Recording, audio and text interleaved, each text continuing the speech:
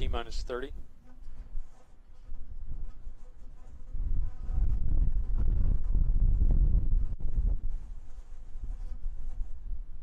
T-minus 20. Falcon 9 is configured for flight.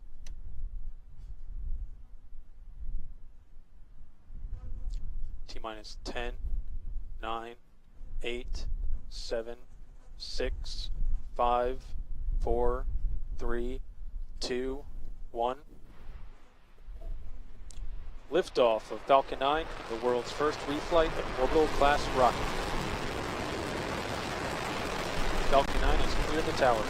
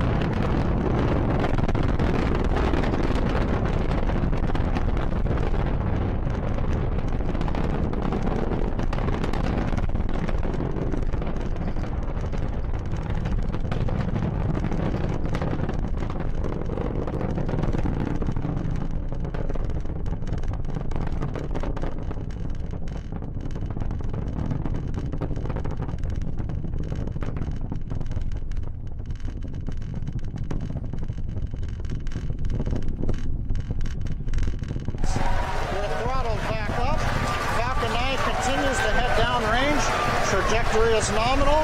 We're past maximum dynamic pressure. That's the portion of the flight where the velocity of the vehicle combines with the density of the atmosphere at lower altitudes to put the greatest stresses on the Falcon 9.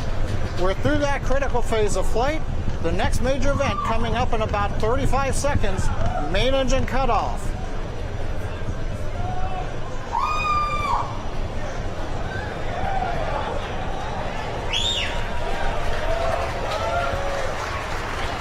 Coming up in about 20 seconds, we'll shut down the 9 Merlin engines, separate the first stage, and light the upper stage.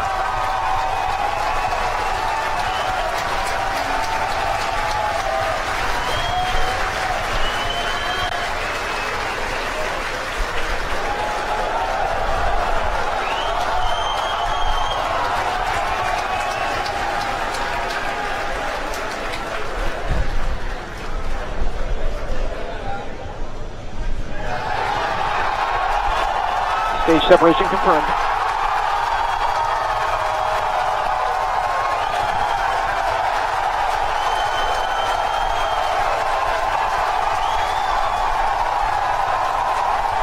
A lot of cheering in the background. T+3 minutes and counting. First stage successfully has separated. Second stage is up on power. Trajectory looks nominal. All systems continue to be go.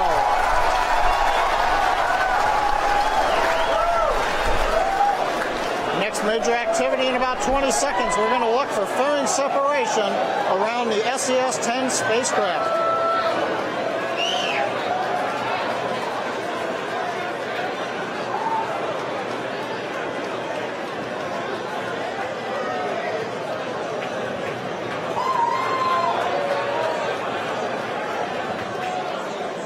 Fairing separation confirmed.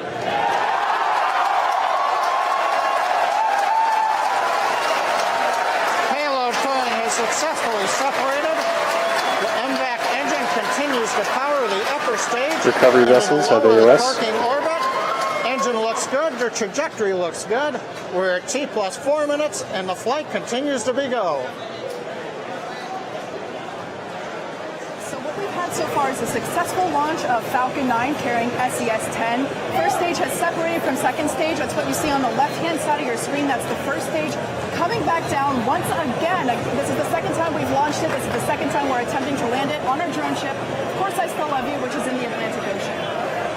that first stage is coming back down. That second stage is going to continue thrusting for a few minutes, carrying the SES-10 spacecraft into geostationary transfer orbit. But coming up, we're going to be tracking the first stage as it approaches our drone ship. Of course, I Still Love You. Yes. Now, we're going to have two events called out pretty quickly. We'll try to narrate those as they're notified to us. We will have the landing as well as the engine coast, the cutoff, or excuse me, the engine shutdown. So we're going to try and narrate that for you as much as we can. We also might lose the video feed of the first stage as it re-lands on the drone ship, as we have seen happen before. You can see that first stage coasting back right now. Sometimes we do 3 burn maneuvers, doing a boost back burn and then a re-entry burn and a landing burn. Today, we're just doing a re-entry burn and a landing burn. So what we're doing is we're catching that first stage with the drone ship as it makes its way out on a parabolic trajectory over the Atlantic Ocean. Exactly. Now, since planet Earth is a sphere, as the rocket descends onto the drone ship, we lose the horizon. As it goes under the horizon line, the ground stations may lose the communication feed with the drone ship. So we're going to hopefully bring you live footage. We see what you see, and hopefully we'll all see a successful landing once again all together. We do have cameras on the deck of course, I Still Love You, but they're on a satellite link. So again, those vibrations from that first stage coming down may jostle the satellite link, so we can't get all the video all the way down. Just be prepared for it. But right now, we are still tracking that SES spacecraft and the second stage.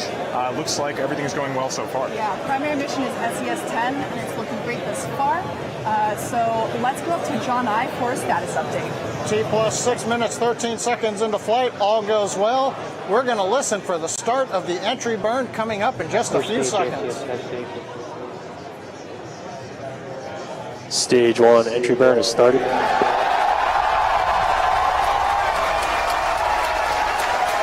we hear the call out. We have start of entry burn.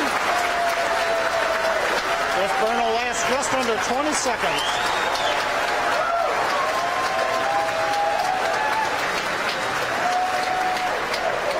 And stage 1 entry burn shutdown. Entry burn looks like we've got a good burn. The first stage on its way back to the drone ship in the Atlantic Ocean, slowing down as it heads for the atmosphere. Second stage continues to be on target. Propulsion looks good. Everything continues to be go at 7 minutes and 5 seconds into flight.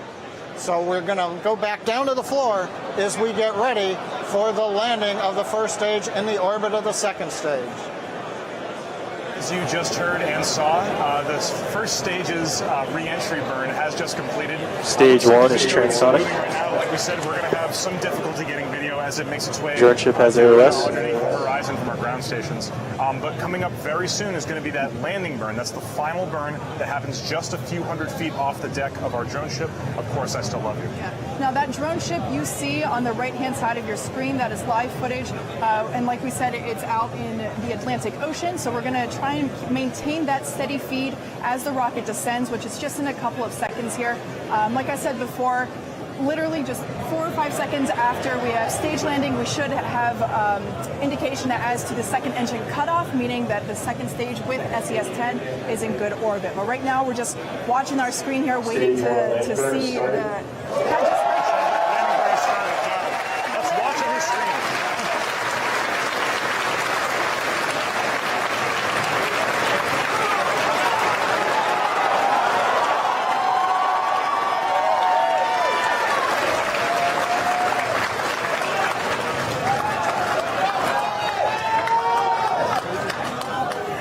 Looks like we may not have continuous video feed from the drone ship right now. Like we said, this is expected. We don't currently have direct line of sight with that drone ship. We only have a satellite link, and as it gets down kind of close, that Merlin engine can vibrate the satellite link.